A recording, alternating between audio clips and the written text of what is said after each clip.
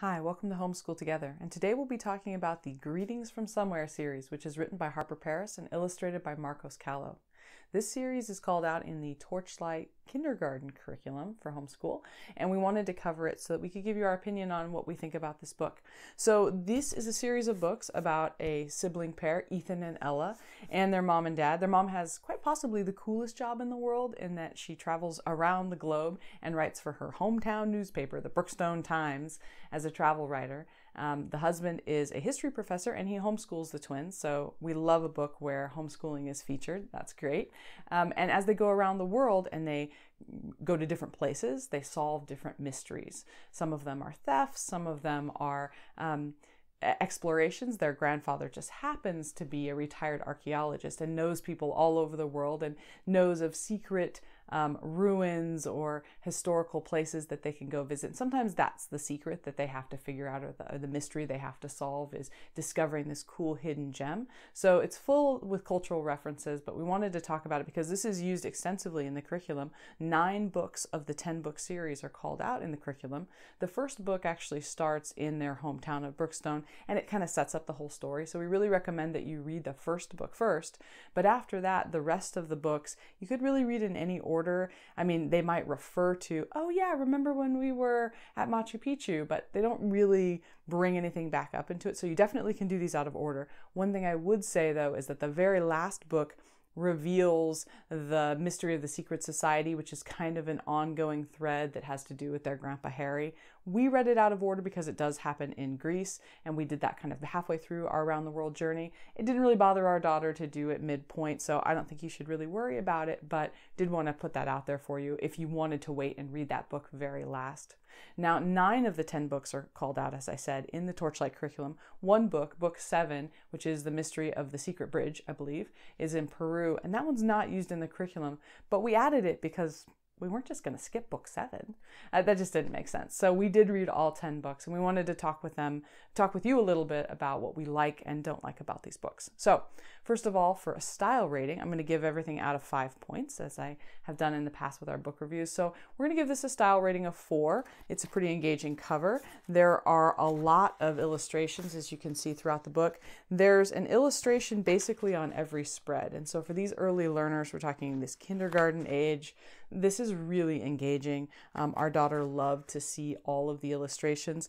They're black and white, but they're kind of cartoon-ish, and they were exciting for her. You can see nice big font types.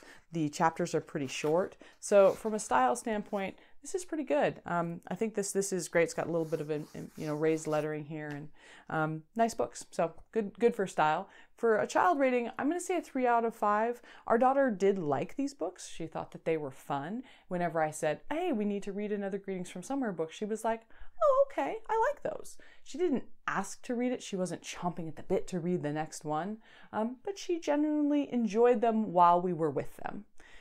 She was, love the one you're with. She was with it. So from a parent rating standpoint, I'm going to say 3 as well. I didn't mind reading them. You can definitely read them in a single sitting if you want to sit. I think you can read one in 30 to 40 minutes maybe. Maybe that's a little long, maybe just 30 minutes. So you can read through one in one longer reading block if your learner will let you read that long. And that's what we would typically do with these. The thing for me is that I just found them completely forgettable. There was one of our review videos, if you check out our channel and you look at our Around the World videos, we had one, I want to say it was France, and Matthew and I were sitting before the review video and we were going back and forth with the book. I think it was The Mystery of the Stolen Painting. And we were saying, he was like, you read this one. I go, no, I didn't. You read this one. He goes, I know I didn't read this. It was you. But none of us can remember, neither of us could remember the plot of any of these books. So it was really difficult for us. So from a parent standpoint, while I didn't mind reading it and there was nothing that I felt was inappropriate in it, I completely forgot about what happened in the story 5 minutes after I was finished reading it. So not all that great for me as a parent. From an enrichment standpoint, I'm going to say 3 out of 5 as well. There are obviously a lot of cultural references whenever they're in a foreign location. They're talking about items of culture, of architecture, of history, but it's all superficial. It's right at the surface. None of it made our learner want to dig in deeper and learn more about any of the subjects. So while it's educational, I don't know if it really kind of got its roots into her as much as it was just surface information. So then on lifespan and whether or not you should buy this book or get it from the library, we're going to say a 2 out of 5. I just don't know that these have a lot of rereadability. We obviously read it for our Around the World journey. When we do another Around the World journey with our younger daughter, we're going to read it again. When our daughter can read independently, is she going to pick this book up and read it by herself?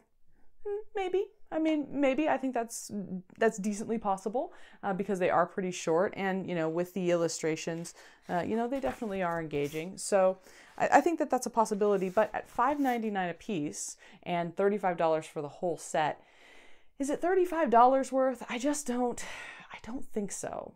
I think that we would have been just as happy getting these from the library as buying them. So that would be our recommendation, is to get them from the library. If your library doesn't have these books and you're really interested in them, I don't think it's a bad price to pay. You could always pick up one. They do sell them used in some places, and you might be able to find a good deal on them. So if you really want to pick these up, you can check out a link down below and help support our channel, which we really appreciate. But otherwise, we'd recommend that you try to get these from your local library if at all possible. So thanks for watching our review for Homeschool Together.